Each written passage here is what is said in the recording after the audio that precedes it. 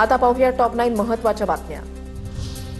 ठाकरेंचे आमदार बाबाजी काळेंना फडणवीसांनी प्रपोजल दिल्याची चर्चा। भीमाशंकर इथे पाहणीसाठी गेले असता फडणवीसांचं वक्तव्य। बाबाजी काळेंसोबत फोटोसाठी वळसे पाटलांनी फडणवीसांकडे आग्रह धरला। बाबाजींना एक प्रपोजल दिले, फडणवीसांचं मिश्किल वक्तव्य। गडचिरोलीमध्ये ठाकरेंच्या शिवसेनेतील अंतर्गत संघर्ष समोर। गडचिरोली जिल्हाध्यक्षांकडूनच कार्यालयाची तोडफोड। जिल्हा प्रमुख पदावरून गच्छंती होताच पक्ष कार्यालयामध्ये तोडफोड। कार्यालयातील पीओपी फोडली, टेबल खुर्च्या एसी आणि पंखे काढून नेले। नव्या जिल्हा प्रमुख पदांच्या नियुक्त्या जाहीर होताच वाद पेटला। सांगली जिल्ह्यातील हप्तेखोर पोलिसांची हकालपट्टी करा, सदाभाऊ खोत यांची मागणी। सांगली जिल्हा गुन्हेगारीचं घर म्हणून ओळखलं जाईल अशी स्थिती। सांगलीतील सर्व गुन्हेगारांवर मकोका अंतर्गत कारवाई करा, खोत यांची प्रतिक्रिया। पंढरपूर मंदिर 2 दिवस दर्शनासाठी बंद राहणार। मूर्तीमधील झीज, सूक्ष्मचित्र आणि खराब झालेल्या भागांची दुरुस्ती होणार। 23 आणि 24 जूनला दर्शन बंद। भिवंडीच्या राजनोली नाकाजवळील महानगर गॅस पाईपलाईनमध्ये गळती। जेसीबीचा धक्का लागल्यानं गॅस गळती। प्रसंगावधान राखत गॅस पुरवठा बंद। महानगर गॅस अग्निशमन दलाकडून दुरुस्ती। दरडीच्या धोक्यामुळे नेरळ माथेरान मिनी ट्रेन 15 ऑक्टोबरपर्यंत बंद। मध्य रेल्वेच्या मुंबई विभागाचे आदेश जारी। अमन लॉज माथेरान शटल सेवा मात्र सुरूच राहणार। दरडी रोखण्यासाठी लोखंडी जाळ्या, नाले आणि उपसा पंपांची व्यवस्था। 657 प्रशिक्षित कर्मचारी गस्त घालणार। कोकण रेल्वेचं मान्सून वेळापत्रक 15 जून ते 20 ऑक्टोबर दरम्यान लागू राहणार। मुंबईतील घरकाम करणाऱ्या महिलांसाठी लाडकी बहीण धर्तीवरील आर्थिक सहाय्य योजनेचा प्रस्ताव। असंघटित क्षेत्रामध्ये काम करणाऱ्या महिलांसाठी स्वाभिमान निधी योजना सुरू करण्याचा बीएमसीचा राज्य सरकारकडे प्रस्ताव।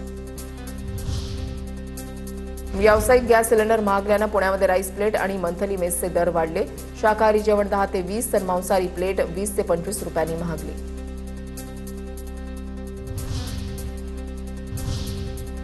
पाणी संदर्भातल्या टॉप 9 बातम्या पाहूयात। एल निनोमुळे मान्सून रेंगाळला। यंदा महाराष्ट्रामध्ये सरासरीपेक्षा कमी पावसाचा अंदाज। पुढील काही दिवस राज्यामध्ये व्यापक स्वरूपाचा पाऊस नाहीच, पुणे वेधशाळेचा इशारा।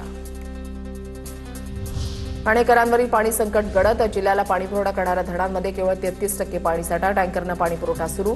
औद्योगिक क्षेत्र, गृहसंकुलमध्ये पाण्यासाठी टँकरच्या लांबच लांब रांगा। जळगावच्या मुक्ताईनगर तालुक्यामध्ये 14 विहिरींचं अधिग्रहण। 14 टंचाईग्रस्त गावांमध्ये खासगी विहीर अधिग्रहणाचे प्रस्ताव मंजूर। 2 ग्रामपंचायतींचे विहीर अधिग्रहणाचे प्रस्ताव तहसीलदारांकडे पाठवले। नाशिकच्या इगतपुरी तालुक्यामधल्या शेनवड बुद्रुकमध्ये भीषण पाणी टंचाई। झिरातून गढूळ पाणी आणण्याची महिलांवर वेळ। जलजीवन योजनेला वर्ष उलटूनही दुर्गम भागातील आदिवासी बांधवांची घोडभर पिण्याच्या पाण्यासाठी पायपीट कायम। छत्रपती संभाजीनगरमधील जायकवाडी धरणामध्ये केवळ 28% पाणीसाठा शिल्लक। पाऊस लांबल्यामुळे 4000 उद्योगांवर पाणी कपातीचं संकट निर्माण। 2.5 लाख कामगारांच्या रोजगारावर टांगती तलवार। मुंबईतील किमान तापमानामध्ये लक्षणीय वाढ। जून महिन्यामध्ये मुंबईमध्ये 57 वर्षातील सर्वाधिक तापमानाची नोंद। मुळशी धरणातील 7 टीएमसी पाण्याच्या वाटपाचे नियोजन निश्चित। पुणे महापालिकेला 5 टीएमसी तर पिंपरी महापालिका आणि पीएमआरडीला प्रत्येकी 1 टीएमसी पाणी मिळणार। प्रस्ताव राज्य सरकारकडे पाठवून सविस्तर आराखडा तयार केला जाणार।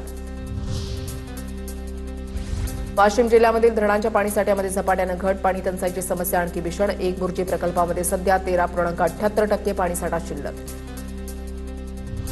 नाशिकच्या इगतपुरी तालुक्यामधल्या शेनवड बुद्रुकमध्ये भीषण पाणी टंचाई निर्माण। पाणी भरण्यासाठी आदिवासी महिलांना तासनतास थांबण्याची वेळ।